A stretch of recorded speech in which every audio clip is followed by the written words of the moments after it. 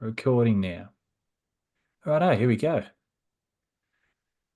Hello, guys. Welcome to a special video with touchscreen. I'm here with a couple of representatives from certain affiliates around the state. I've got from Central Coast, Mitch Walkerton. Hello, mate. So, hi, Mitch. Loey from Manly, Hey there. and Jace from where would you Everywhere. like to be from today? Everywhere. Well, he's just got the Oh, touchscreen logo at the moment, so he's a bit of a I'm having a run with Bankstown. If my body holds together, so I'm with the Bankstown, the big Bankstown Jets. Bankstown Men's Open. The B. They don't love me in the A. I'm with the B team. Are you with Opens B? Yeah. So I'm with Hills for Vorden, but we didn't have a team for State Cup, so I had to go in the player pool. Yeah, And okay, looking forward nice. to having a run with Bankstown in the B division. Awesome. Right, so what we're going to do is we're going to talk about, so obviously everyone's going to be driving down the State Cup tomorrow or today, whenever you're watching this, and we're going to talk about what we think is going to be the top 8 men's open teams and how they will end up on the weekend. From obviously 8th to 5th ranking will be those that exit in the quarterfinals. 3 and 4 will be the ones that make the semis, and obviously our winner and our runner up. So yeah, we're going to go around in a circle and let's see what teams we all have in the same spot. And I'll also talk about, I've got here the list that New South Wales Touch has provided, their rankings for the event as well. So just for reference, the teams are Parramatta, Penrith, Bankstown, West, Canterbury, Northern Beaches, Manly, Hornsby, Central Coast, Newcastle, Doyleson, with guest appearances from England and Singapore. So we won't be including England and Singapore just because they can't make the finals. So I'm happy to go first unless someone else would like to go first, starting with the number 8. Any volunteers? You go, Tommy. You're the host. All right. Well, I'm going to start. Tommy, I'll surely. start off. So Number 8. my number 8 is Bankstown. So Bankstown played. So they winners of, they won the grand final in the B division last year. And I think, I don't know, maybe a year out of the Premier League, it might take them a little bit back to get into the top team that they were a few years ago when they did they win it that year? Was it 2020 they won it? No, they won Vorden I or think some something runners that up year. a couple of years back. Yeah, Runners up a they couple of were years a red back. hot team back then. I think it might take a year to get back at that because they've been out of the Premier League. So that's my number 8. Yeah, well, Tommy, I would have them finishing 4th in Pool A as well. And I would then see them being eliminated early on Sunday morning also. My fear is when the other teams kick up a gear on Sunday, I'm not sure that Bankstown will have those extra gears to go. So I sort of agree with you there, man. Nice. What about I Lowy don't think next?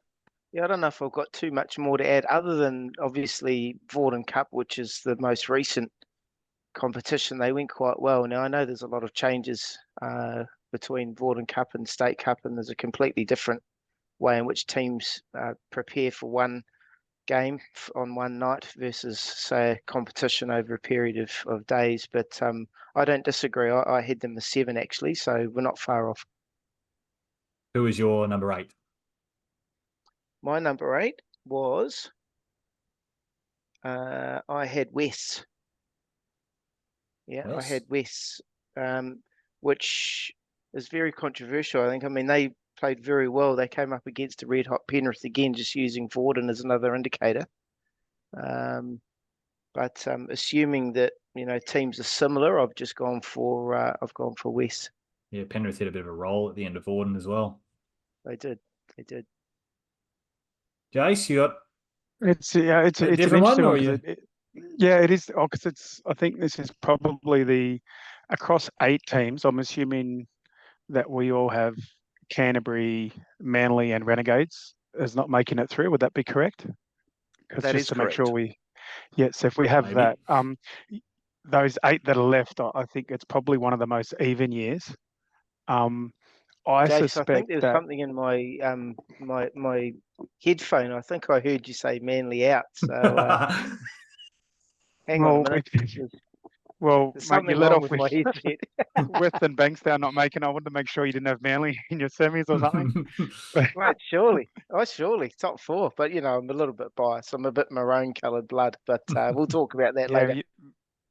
you might have to run through them later. That's what puts me in a hard spot with Bankstown. But no, look, I'm my thinking's a little bit out there because I think that Bankstown might potentially get Hornsby in the round games. Like I still think they're going through to the quarters, but the bottom position, I'm assuming, is that we're saying is the first Pool B beating the fourth in Pool A, or the other way around, Oh, or a seventh and eighth, either way. So seventh and interchangeable. eighth, they're pretty interchangeable. Okay, yeah, yeah. Well, I think yeah, a little bit out there. I'd have Penrith. I know that sounds a bit out there, but I'd have Penrith going out in the quarters. I think a lot of the teams have recruited well. Penrith don't have Nick Good playing, and they weren't nowhere near as good as what they were with or without Nick. So I think when all these teams step up on Sunday, I think Penrith might go out in the quarter. Yeah, and That's I my see. pick. Sorry for not Yeah, agreeing. no, that I actually had Penrith as my 7, and I've pretty much for the same reason. I think their run at the end of Auden Cup, I think they finished 6th overall on the ladder and managed to get to the grand final from 6 or from the bottom of where you can. So it was an incredible run that they had. But yeah, losing Nick Good's a massive loss just for knowledge and tactics. Yeah, I can see them making the quarters, but I can't see them going further than that. So Penrith was my other 7th, or the 7th team that I had. Mitch, what do you Yeah, got? so I have Bankstown finishing 4th in their pool, and they're going to go out. I've got Penrith finishing 4th in Pool B, and I think that they will get eliminated. I've got, while we're talking about the other teams, I've got West finishing 3rd in Pool B, and I think they will get eliminated in the quarterfinals. And then it's a really tough one. I've got Doilo finishing 2nd in Pool B, playing Hornsby in the quarterfinal, finishing 3rd. And if there's any team you would not want to play in a quarterfinal, I think a lot of people would agree would be Hornsby, because they might, limp through Friday and Saturday, and then you've got them first up on Sunday morning. I actually think that if Hornsby play Doilo, I think Hornsby can beat them, and they would have Doilo being knocked out in the quarterfinals. Ooh, okay. I Right. think That's an one of the interesting really one. big, yeah, I think one of the big talking points, Tom's, that where Newcastle having a few Beresfield players, where does Newcastle fit in all of this? Because if Newcastle is strong, which is what the talk of touch is at the moment, then you've got Parramatta and Newcastle dominating in Pool A, and then potentially Dawson and Central Coast dominating Pool B, which means a lot of these Sydney teams are all having a early holiday on Sunday. So I think if Newcastle are as strong as what we think, that's definitely going to make it some pretty cracking quarterfinals on Sunday morning, because the Sydney teams are fighting for their life, I think, against really Yeah. strong teams from up the coast. Yeah, Tom, Yeah. I saw Newcastle. Sorry, Lowy, I saw No. Newcastle beat Doilo at the Hunter Champs, but I do think that Doilo will improve for the run. But no, Jace is correct. Newcastle look really sharp. Hmm. So yeah, when it comes to Sunday, it's game on. Sudden death. But where everyone finishes, obviously the higher you finish up, the better.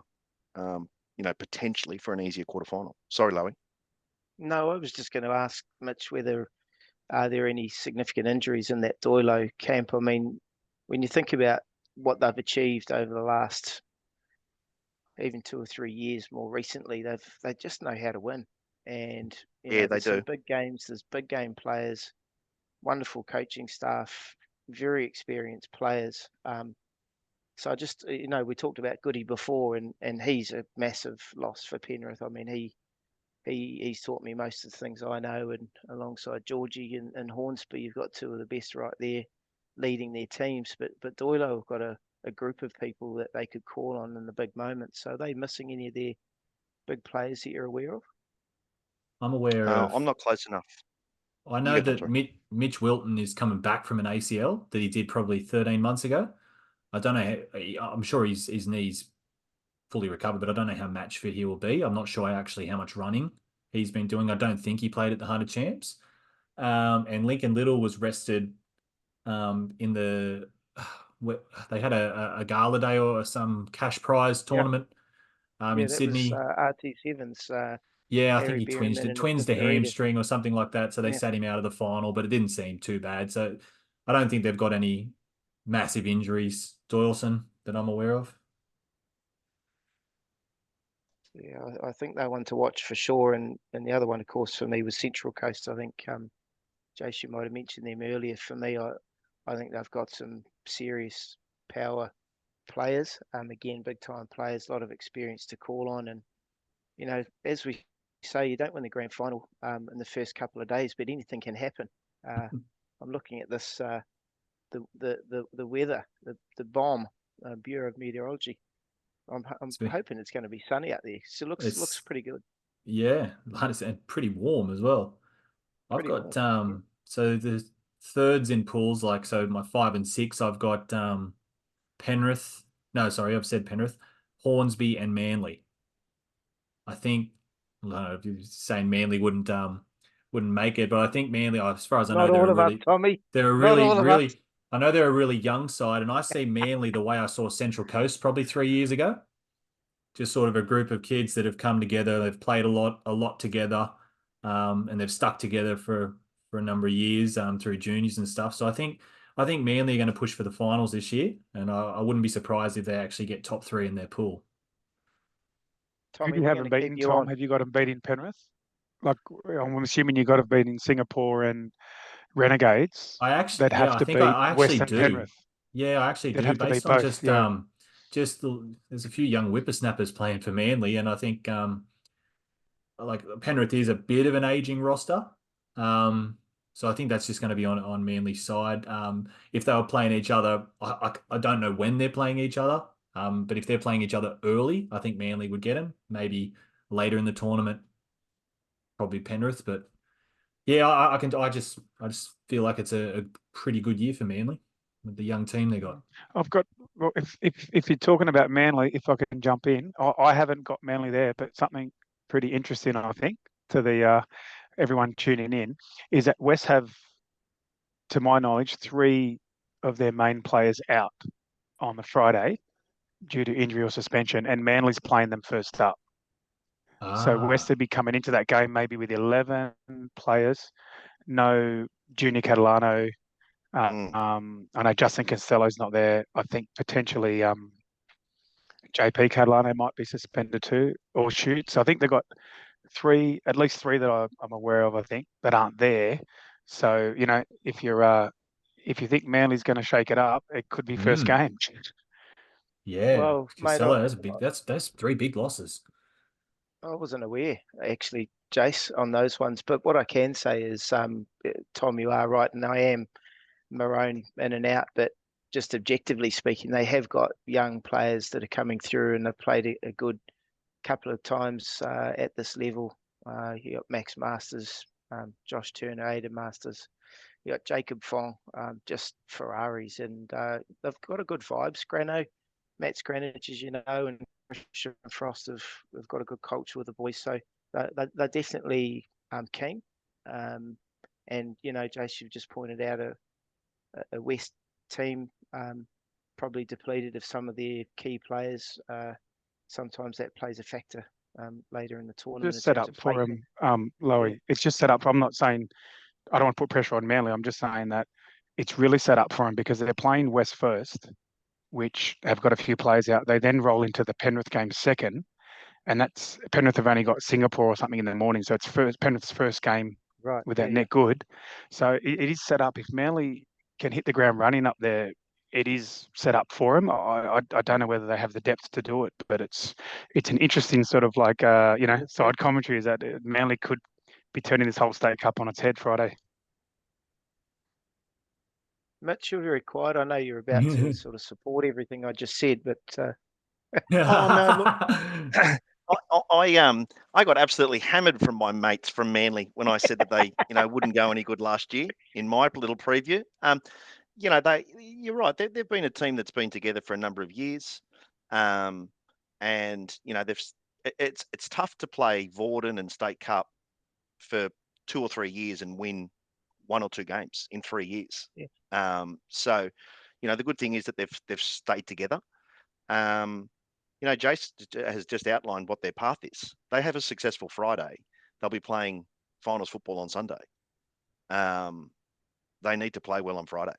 So, it's absolutely achievable. It's just whether they then can do it. The last 5 to 10 minutes, what's their fitness like? What's their decision making like? So, Yeah, sure. yeah. Nice one. So And just for the record, New South Wales 5th to 8th rankings. So they've got ones missing the quarterfinals as far as ranking goes is Bankstown, Central Coast, West, and Hornsby as their 5 to 8 ranking. wow. So that's as far as I know, that's off a combination of team rosters, Vorden Club, and they normally use country champs. However, the 2 men's open teams at country champs this year was Orange and Dubbo. So can't really use that as a Murderous gauge. right there. Yeah. So we all sort of listed our 5th to 8th, our quarterfinal outings. And I'm thinking our I top think 4 so. is going to be very similar. So my top 4, It's and just then we'll Central talk about Coast, this. Yeah, so Para, Doylo, I'm reading the rankings. Where's mine? Para, Newcastle, Doyleson, and Central Coast is my top 4. And I've got in the semis, so what would that be? I've actually got Newcastle beating. I've actually got Central Coast beating Doyleson in the round game. I've got Newcastle as a second beating Central Coast and knocking Central Coast out in the semi-final, and I've got Parramatta beating Doyleson in a semi-final. So yeah, I think Central Coast, like I think they had a draw with Doyleson in the round game last year, and that was a game that should have been, like, in my opinion, it looked like Central Coast were going to win that. There was a referee decision at the end that was a very 50-50 that went to Doyleson's way, and that sort of leveled the game. But Central Coast were all over them in that game, and they seem to step up in the round game, Central Coast. So I've got them actually winning Pool B. Yeah, my top 4 for the semis, I've got, as I said, Hornsby. I think we'll get through to the semi-finals, and I've got Para, Newey, and Coast. Going through. I think I've then got Coast playing Newey in one semi-final, and I've got Para beating Hornsby in the other semi-final. Right, so you had Hornsby. And that would leave me with you had Hornsby beating Doylo. Yeah. And I think Hornsby's the one team that Doylo's always sort of struggled with as well. Well, they like always, the roll, right? Yeah, they like the roll. They like to slow it down. Doyleson And always used to win the latch and win the fourth tackle. So to counter that, Hornsby just do the roll from halfway and just make it line defense, line attack. So I think they do match Central up. Coast is an interesting one, Mitch. I wanted to see what you think about Central Coast because I've been background touch for a couple of years now after a break, and I've been keeping a close eye on Central Coast. And it's like every tournament, I expect, this is going to be the one when they dominate.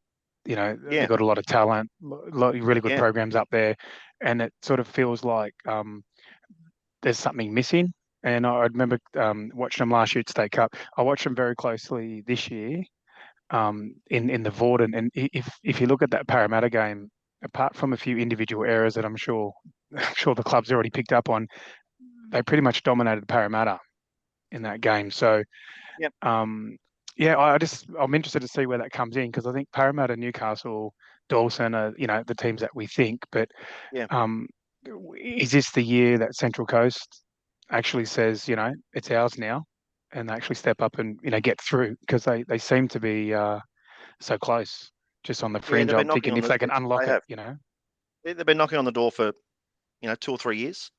They've had the same squad now for that sort of period of time. They've I think that they can do it this year. What's interesting is Matt Tope who's friends with John Dalton, the coach.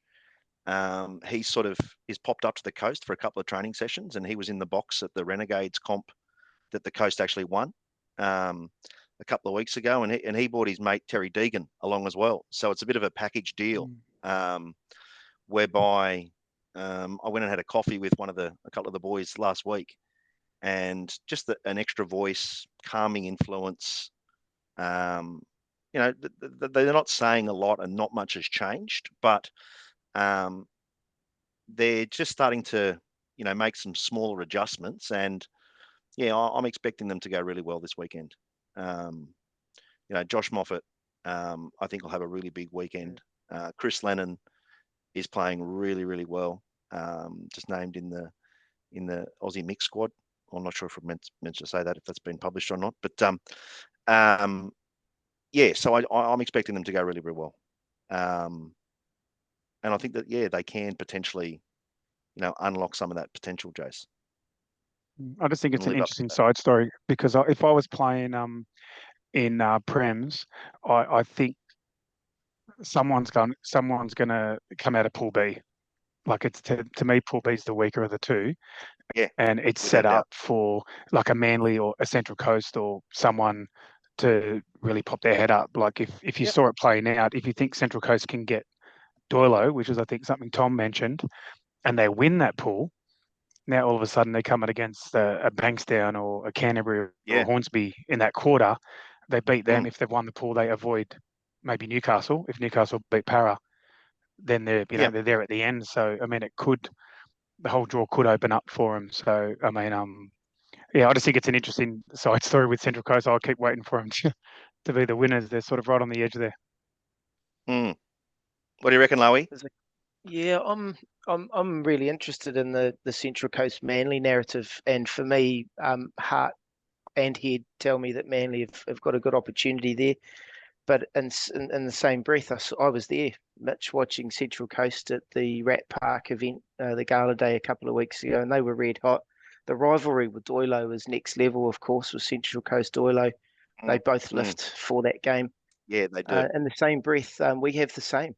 We call it the Battle of the Beaches with Renegades.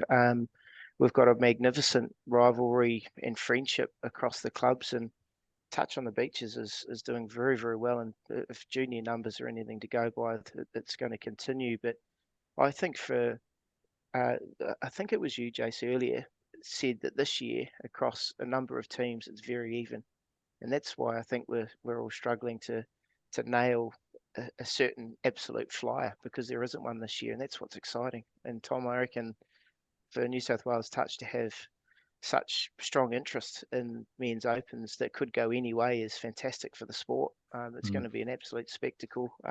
My top four was Parramatta, Manly, Hornsby, and Newcastle, and I just can't go past Hornsby. I've known the boys for so long. I'm very close to a lot of the players, and they've got some Georgie type experience in there.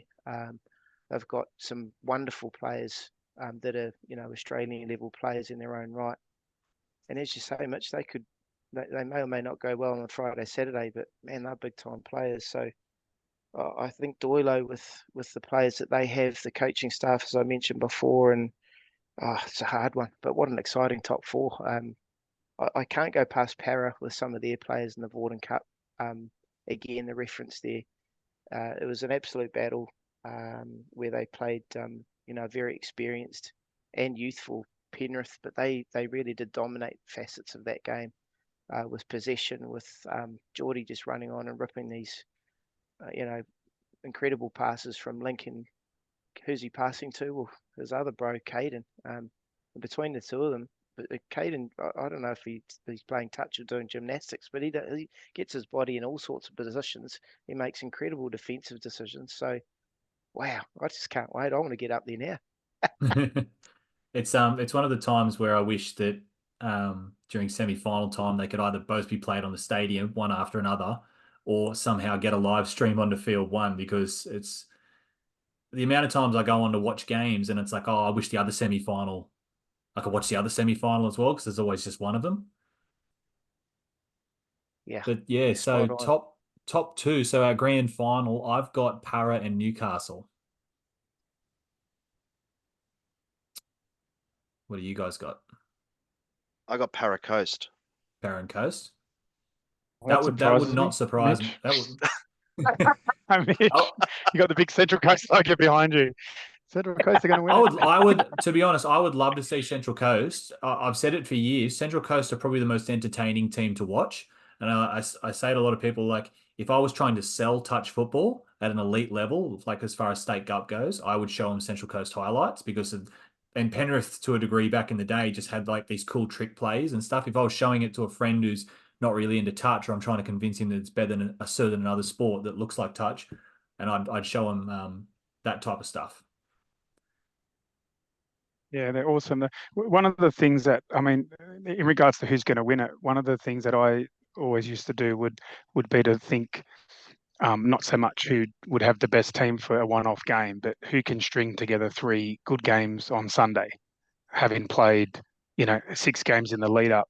And I think one of the things that's interesting about some of these teams is that they have got chinks in their armour. So even a team like Parramatta and Hornsby, where they look amazing, Dylan Hennessy and Caden Wynyard and Jordan Marshall King. But you see a lot of the games where they don't play complete games, and which means they're beatable. So to string through 3 together, case in point was you mentioned Parramatta beating Penrith in the final, which was good. But I mean, you also got to consider after 10 or 11 minutes, Penrith were winning 3-1. So it wasn't like Parramatta went out and led from start to finish. They have got kinks in their armour. So when I look at it as a 3 games putting it together on the Sunday, I think that's where maybe a Newcastle or a Central Coast start to look more attractive to me. Whereas if I'm doing a one-off game, I think Parramatta and Hornsby look a lot more dominant. So I think it's very difficult to pick, but I think you've hit the nail on the head. But if I had to pick someone now, I'd probably go Newcastle if I had to make a call. It's the additions to Newcastle this year. It's whether or not some people are saying they don't deserve it because of points. The players from Beresfield, they've added the Edwards boys, they gel into that Newcastle side. Watching them at the Hornets champs, they don't look like additions. They look like they've played together their whole life. And a lot of that's due to NTLs as well, but they just play a style. And Beresfield always played the exact same style as Newcastle anyway. But yeah, it just looks like they just slotted into that team really nicely, along with Will Botham, who came from Wall's End. I just think that Newcastle are very, very consistent across the park. Yeah, I can't comment on the Newcastle side of things, but I must admit I'm probably biased with Parramatta. But they've got a lot to play for. They lost one of their absolute legends in Rod Hetherington. It meant a lot for the Hetherington and the wider club to take out Warden Cup, not just in open men's, but in other grades. And I think that memory is still very, very, very strong. And again, talking about that Sunday, you sort of ask the question, well, what are we playing for? There might be some niggles, there might be some fatigue. There's all sorts of pressure on that last day. Jace, you're spot on. You've got to pull together all aspects of the game to win. And I reckon Para have got an X factor, as I said, with Rod and all that he represents. Mitch, I do think Central Coast are absolutely the ones to watch, right alongside my own bias with Manly. But objectively speaking, I think if we could figure the draw so that they could play each other, I think that'd be a brilliant game. But for me, I have to listen to your esteemed knowledge, everyone, and take caution to Newcastle. I don't know them well enough as to whether they could win this or not, but I think they'll be playing Parramatta in the final. I've got Parramatta winning it. I think them losing the grand final last year really hurt because they were, they're very, very close. Jace, makes the point. You need a team on Sunday who knows how to win and just gets things done. That's Doilo, right? They've done it over a number of years. But I think Para losing in such tight circumstances last year. I reckon it's really lit a fire. They've trained hard. You know, they were great through Vorden. I think that they'll do the Vorden State Cup double. I agree. I think they're going to want it more than any other team for Rod, and just for the fact that it's been 8 years since they've won it, getting so close last year. They're just going to be so motivated. And you just saw the scenes that when they won Vorden Cup, it was like they won State Cup. They were just so happy. Yeah, Parramatta's definitely got the. I'm wearing a para hoodie now at the moment. Parramatta's definitely the. Look, the actual club. You know, they won all 3 grades. I think it was in Vorden Cup. They won the Div 1, the Div 2, and the Premier League. So they're certainly strong. The only sort of qualifier, I guess, on that, which is why I'm a bit excited about all the teams from up north, is that when like I said, those teams aren't in. Like Doyle's not in the Vorden Cup. Newcastle's not in the Vorden Cup. So if I'm in the Parramatta camp, I'd be really almost like, you know, acting as though I'm second best, you know, trying to beat the best. I wouldn't be thinking I'm doing all that well, because there's a very strong Central Coast, very strong, very unlucky not to beat Parra in that semi. Dawson's strong, Newcastle's strong. So yeah, that's the only thing. I think obviously Parramatta on paper might appear as the team to beat, and maybe they go up and win it. I just think it's really set up, I think, for Newcastle or a team like that to sort of, you know, steal it from them on the Sunday. And we've only got about a minute and a half left before this cuts out on us. But so just around the grounds, I've got Parramatta winning. Is everyone So do I. everyone's sort of tipping Yep. Para? Yep. Agreed. Yeah. And in the overseas clash that they will have Sunday morning, England versus Singapore. Has anyone got any comments on that? I think England will win that. I think England will come in. England will come in Yep. quite white on Friday and then leave on Sunday afternoon quite red, as they normally do. Probably. They're very sunburnt. They love the weather over here. Yeah.